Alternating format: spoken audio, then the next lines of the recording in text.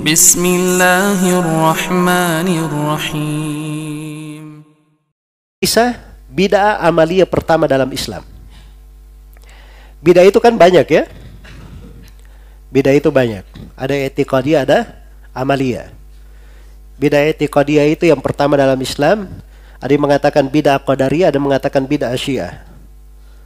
Ya. Kalau bid'ah amaliyah yang pertama itu bid'ah dzikir berjamaah yang terjadi di Kufah. Jadi Abu Musa al-Asy'ari mendatangi rumah Abdullah bin Mas'ud, melaporkan, saya melihat di masjid ada kelompok manusia berkelompok-kelompok. Iya. Setiap kelompok dipimpin oleh satu orang. Ayo, bertasbih 100 kali, sama-sama bertasbih, subhanallah, subhanallah, subhanallah. Tahmid 100 kali, sama-sama baca alhamdulillah, alhamdulillah, alhamdulillah. Takbir 100 kali, Allah Akbar, Allah Akbar, Allah Akbar. Hah? Jelas ya? Maka Ibnu Mas'ud mendatangi mereka. Kemudian Ibnu Mas'ud bertanya, apa yang kalian lakukan ini? Iya. Apakah kalian berada di atas agama yang lebih baik daripada, apakah kalian berada di atas petunjuk yang lebih baik daripada petunjuk Nabi Muhammad SAW? Karena Nabi dan para sahabatnya tidak ada yang melakukan seperti ini. Jadi kalian ini hanya ada dua kemungkinan. Hanya ada dua kemungkinan. Kemungkinan yang pertama, kalian berada di atas petunjuk lebih baik dari petunjuknya siapa? Nabi Muhammad. Atau yang kedua, kalian sedang membuka pintu kesesatan. Itu jelas bahasa apa? Bahasa Ibnu Mas'ud. Iya. Itu orang yang berbicara agama seperti itu. Tidak ada abu-abu, tidak. Ya. Kamu menganggap dirimu lebih pandai dari Nabi? Ya. Kalau dia tidak berani berucap seperti itu, berarti kamu sedang membuka pintu kesesatan. Jelas ya? Mereka berkata, Ibnu Mas'ud, kami ini melakukannya maksud kami baik. Ya. Itu alasan semua orang di masa sekarang. Melakukan bid'ah, maksud saya baik. Maksud saya cinta kepada Nabi. Ya. Kita tidak pernah berbicara tentang maksud dan niat orang. Jelas ya? Para ulama itu yang menjelaskan tentang bid'ah, mereka tidak berbicara tentang niat-niat manusia. Itu hal yang tidak diurusi memang, masalah niat antara mereka dengan Allah.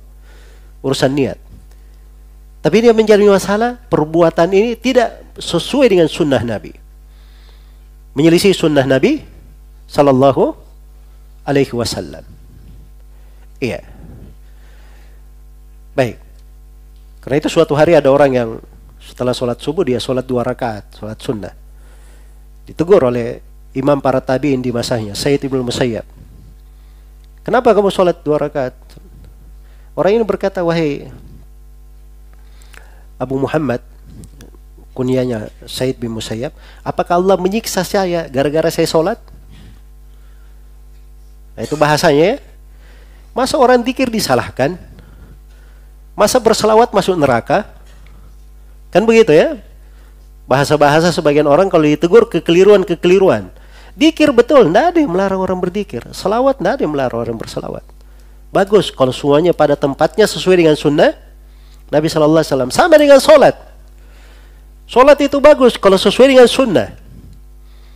Maka jawaban yang sangat mendalam dari Sayyid bin Musayyab. Kata beliau, Allah tidak menyiksa kamu karena sholat. Tapi Allah akan menyiksa kamu karena engkau menyelisih sunnah. Karena engkau menyelisih apa? Menyelisih sunnah. Iya. Maka seperti itu keadaannya. Nah, Ibnu Mas'ud ini ketika melihat orang itu, orang-orang yang berzikir ini, langsung beliau beri 2 kemungkinan. Jelas ya? Apa yang terjadi? Ibnu Mas'ud berfirasat. Kata beliau, saya menyangka kalian-kalian ini yang dikabarkan oleh Nabi SAW, beliau sebutkan sifat kaum Khawarij yang akan keluar. Ya, tabi'in yang meriwayatkan kisah ini itu bercerita, maka kami melihat kebanyakan orang yang hadir di halaqah itu ikut bersama kaum Khawarij memerangi kami. di Nahrawan. Jelas ya? Dari bid'ah kecil berubah menjadi apa? Menjadi bid'ah yang besar. Menjadi bid'ah yang besar. Nah, itu hati-hati. Ya. Karena itu kenapa para ulama Islam itu setiap kali ada kesalahan, kekeliruan, mereka luruskan, mereka ingatkan supaya jangan terjadi hal yang seperti itu di tengah umat. Jangan sampai umat ini jatuh di dalam perkara yang bisa membahayakan mereka. Iya. Dan itu dari rahmat ulama Islam terhadap umat ini.